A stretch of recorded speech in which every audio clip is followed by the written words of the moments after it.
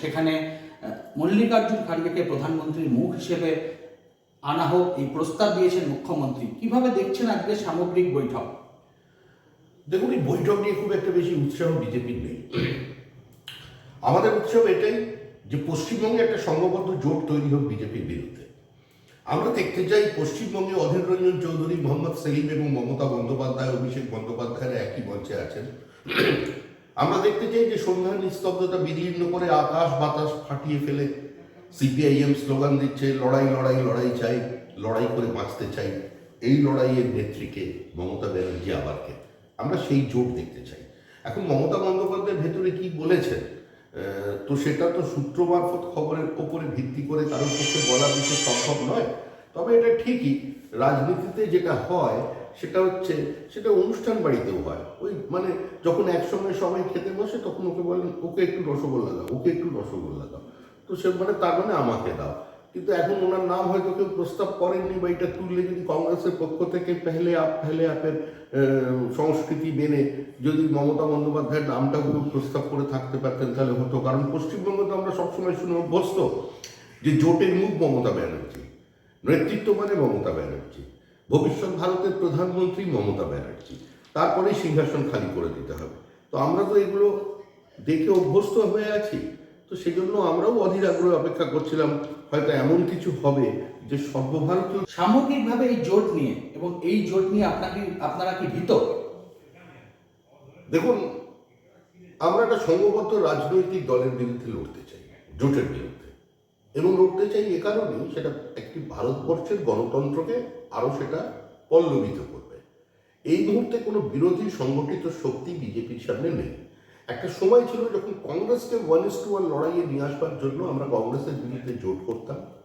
পরবর্তীকালে আবার দেখা গিয়েছিল হরকিষেণ সিং সুরজিৎ, তিনি বলতেন অবিজেপি অকংগ্রেসি জোট, বাম এবং ধর্মনিরপেক্ষ জোট। কখনো বা সেই জোটে কংগ্রেসকে রাখতেন বা কংগ্রেসের কাছে আসবার চেষ্টা করতেন। কিন্তু আজকে আমাদের রাজনৈতিক সাফল্য এটাই যে একদিন এই পার্লামেন্টে 1996 সালে সোমনাথ চ্যাটার্জি অটল বিহারী বাজপেয়ীকে বলেছিলেন যে সারা ভারতবর্ষের সমস্ত দল আপনাকে রিজেক্ট করছে, এটা কি আমাদের অপরাধ? আপনারা কোথাও নেই, আপনাদের গ্রহণযোগ্যতা শেষ।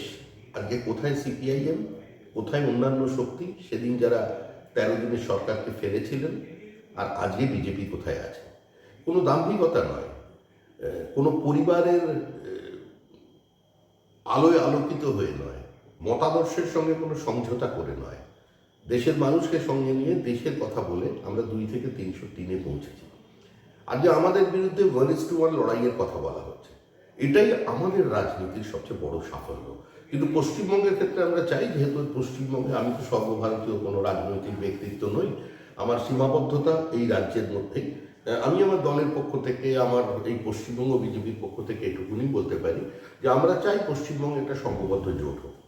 আমরা চাই এখানে তৃণমূল, কংগ্রেস, সিপিআইএম সবাই ঐক্যবদ্ধ হয়ে নির্বাচনে অংশগ্রহণ করুন, অন্তত একটা জোটের বার্তা দিতে পারুন। কিংবা যদি সত্যিই মমতা বন্দ্যোপাধ্যায় জোটের মুখ হতে পারেন, যে প্রতিনিয়ত আমরা যে বিবৃতি তৃণমূল কংগ্রেসের কাছ থেকে শুনছি, সর্বভারতীয় তৃণমূল কংগ্রেস মধ্যপ্রদেশে যদি কটা আসনে লড়বে, পাঞ্জাবে কটা আসন তাদের ছাড়বেন, মানে কেজরিওয়াল ছেড়ে দেবেন, বা কোনো জায়গায় তামিলনাড়ুতে গিয়ে স্টালিন কটা আসন মমতা বন্দ্যোপাধ্যায়কে দেবেন, সেটাও একটু আগে পরিষ্কার হয়ে যাওয়া ভালো। তবে একটা বিষয় নিশ্চিত, পশ্চিমবঙ্গের রাজনীতিতে আজকে যে কথা উঠে এসেছে, অধীর চৌধুরী অন্তত এখানে তৃণমূল কংগ্রেসের বিরুদ্ধে লড়াইয়ের তিনি আন্তরিক, এটাই মানুষ মনে করে।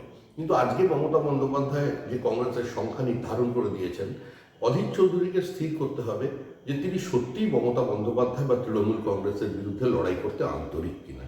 তিনি যদি তৃণমূল কংগ্রেসের বিরুদ্ধে লড়তে চান তাহলে অন্তত পশ্চিমবঙ্গে, তাহলে অন্তত কংগ্রেসে থেকে বা এই জোটে থেকে সেটা করা যাবে না। He is a right player playing the wrong court, এটাও অনেকে মনে করেন। এবার তার অবস্থান তিনি স্পষ্ট করবেন। সিপিআইএমের কার্যত কিছু এই মুহূর্তে নেই। আমি কোনো ঔদ্ধত্য বা কাউকে, কোনো রাজনৈতিক দলকে তির্যক মন্তব্য করার জন্য এটা বলছি না। আজকের এই মুহূর্তে দেশের যা রাজনীতি, আজকের যে সমাজ, আজকের যে গতিবিধি, সেখানে কার্যত তাদের মতাদর্শ, তাদের চলার পথটা একটু অপ্রাসঙ্গিক হয়ে গেছে। এবং সংখ্যার দিক থেকেও তারা যে জায়গায় পৌঁছেছেন, ভোটের নিরিখে যে জায়গায় পৌঁছেছেন, কোনো রাজনীতিকে বা কোনো জোটকে প্রভাবিত করবার ক্ষমতা এই মুহূর্তে সিপিআইএম এর নেই।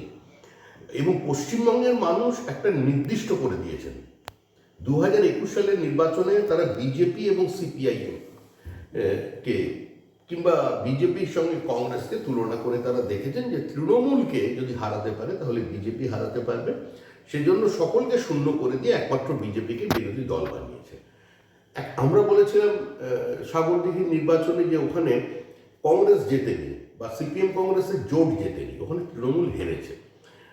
তো তখন অনেকে সেটা সমালোচনা করেছিলেন, বললেন বিজেপি সেই হিসেবে নতুন করে জোটের উত্থান শুরু হচ্ছে রাজ্যে। কিন্তু আবার ধূপগুড়ির উপনির্বাচন প্রমাণ করে দিল যে পশ্চিমবঙ্গের মানুষ রাজনীতিভাবে সচেতন, সিপিএম এবং কংগ্রেস গৃহীত, পরীক্ষিত এবং পরিত্যক্ত। তাই এই লড়াই, এই মেরুকরণ, এই বাইনারি বিজেপি এবং তৃণমূলের মধ্যে সেই লড়াই চলবে।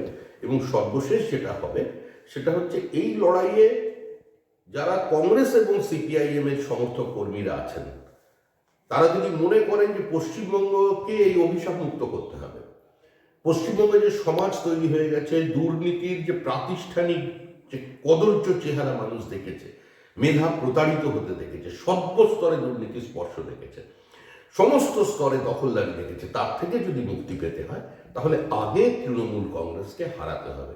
তারপরে আগে ওকে হারান, তৃণমূলকে সরান, তারপর যে যার নিজের পথ, নিজের রং খুঁজে নেবেন।